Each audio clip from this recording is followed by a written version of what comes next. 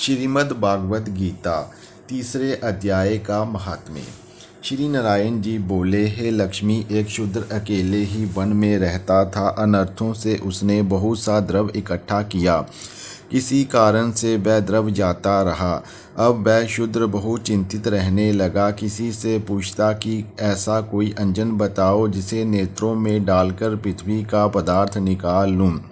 तब किसी ने कहा, मांस मदिरा खाया पिया कर। वह खोटा कर्म करने लगा। एक दिन धन की लालसा कर चोरी करने गया। रास्ते में चोरों ने मार दिया।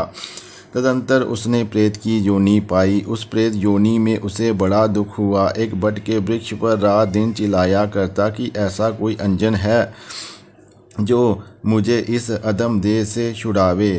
कुछ समय बाद शूद्र की स्त्री से पुत्र जन्मा। जब उसका पुत्र बड़ा हुआ तो एक दिन अपनी माता से उसने पूछा, मेरा पिता क्या करता था और देहांत किस प्रकार हुआ है।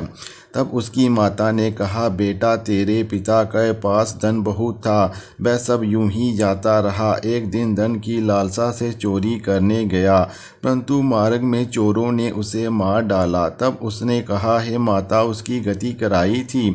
तब माता ने कहा, नहीं। फिर कहा, हे माता, उसकी गति करानी चाहिए। ये कह वह पंडितों से पूछने लगा और प्रार्थना करी, हे स्वामी, मेरा पिता एक दिशा में जाकर मृत्यु को प्राप्त हुआ है, उसका उद्धार किस प्रकार होवे। तब पंडितों ने कहा, तुम गया जी जाकर उसकी गति करो, तब पितरों का उद्धार होगा। ये सुन माता की आज्ञा लेकर गया जी को गमन किया।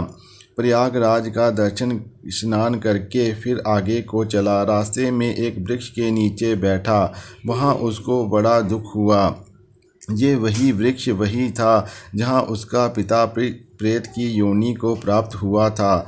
उसी जगह में चोरों ने उसे मारा था। तब उस बालक ने अपना गुरु मंत्र पढ़ा। उसका एक और भी नियम था, वह एक अध्याय श्री गीता जी का भी नित्य पाठ किया करता था। उस दिन उसने श्री गीता जी के तीसरे अध्याय का पाठ उस वृक्ष के तले बैठकर किया। वह उसके पिता ने प्रेत की योनि में सुन के उसकी प्रेत देह छूट गई। देवदेही पाई। स्वर्ग से विमान आए और वह विमान पर चढ़कर उसके सामने आया और आकर आशीर्वाद दिया और कहा, हे पुत्र, मैं तेरा पिता हूँ जो मरकर प्रेत हुआ था। इस तेरे पाठ करने से मेरी देवदेही हुई है। अब मेरा उद्धार हुआ है। अब तू गया जी में अपनी खुशी से जा। इतना सुनकर पुत्र ने कहा, हे पिताजी, कुछ और आज्ञा करो जो मैं आपकी सेवा करूं। तब उस देवदेही ने कहा, देख, मेरी 7 पीढ़ियां पितर नरक में पड़ी हैं, बड़े दुखी हैं। अब तू श्री गीता जी के तीसरे अध्याय का पाठ करके उनको इस दुख से मुक्ति प्रदान कर। इतने वचन कहकर वह देवदेही स्वर्ग को गई। तब बालक ने वहाँ तीसरे अध्याय का पाठ किया और सब पितरों को पुण्य देकर वैकुंठगामी किया।